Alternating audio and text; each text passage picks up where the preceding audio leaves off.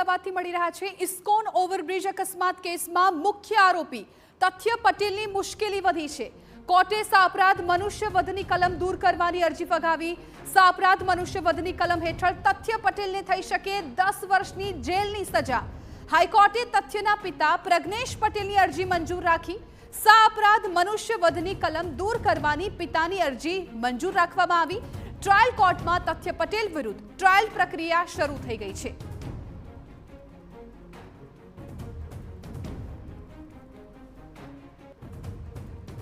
તો અનેક લોકોના જીવ લેનાર આ તથ્ય પટેલ કે જેની મુશ્કેલીમાં વધારો થયો છે, પરિવાર કે હજુ પણ ન્યાય ઝંખી રહ્યો છે। કોર્ટે અત્યારે જે પ્રમાણે પોતાનો ચુકાદો સંભળાવ્યો છે, સાપરાધ મનુષ્યવધની કલમ દૂર કરવાની અરજી જે કરવામાં આવી હતી એ ફગાવી દેવામાં આવી છે।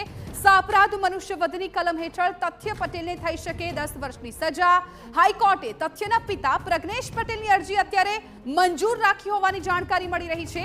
સાપરાધ મનુષ્યવધની કલમ દૂર કરવાની પિતાની અરજી મંજૂર રાખવામાં આવી છે।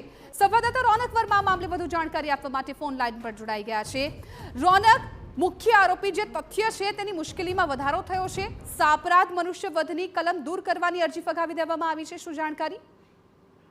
જે પ્રકારે ઇસ્કોન બ્રિજ અકસ્માત કેસ થયો હતો જેમાં 9 નિર્દોષ લોકોના જીવ ગયા હતા। અત્યાર સુધી આ તમામ કેસ મામલે જે પ્રક્રિયાઓ ચાલી રહી છે અને સુપ્રીમ કોર્ટના આદેશ બાદ હવે ચાર્જ ફ્રેમ થયો છે। આ તમામ બાબતો વચ્ચે તથ્ય અને તેના પિતા પ્રજ્ઞેશ પટેલ કે જે આ કેસમાં આરોપી છે તેમના દ્વારા ગુજરાત હાઈકોર્ટમાં જે અપરાધ મનુષ્યવધની કલમ લગાવવામાં આવી છે તેને દૂર કરવા માટેની અરજી છે તે કરવામાં આવી હતી, તેને ગુજરાત હાઈકોર્ટે આજે ફગાવી દીધી છે। એટલે ક્યાંક ને ક્યાંક હવે તેની મુશ્કેલીમાં વધારો થયો છે।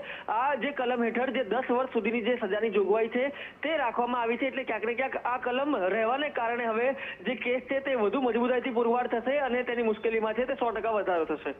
બિલકુલ રોનક, આભાર સમગ્ર માહિતી બદલ। તો હવે મજબૂતાઈથી તથ્ય વિરુદ્ધ પણ કાર્યવાહી કરવામાં આવશે, કેમ કે 9 લોકોનો પરિવાર કે જે ન્યાય ઝંખી રહ્યો છે, આખરે ચાર્જ ફ્રેમ પહેલા દાખલ કરવામાં આવી અને ત્યારબાદ હવે અરજી પણ ફગાવી દેવામાં આવી।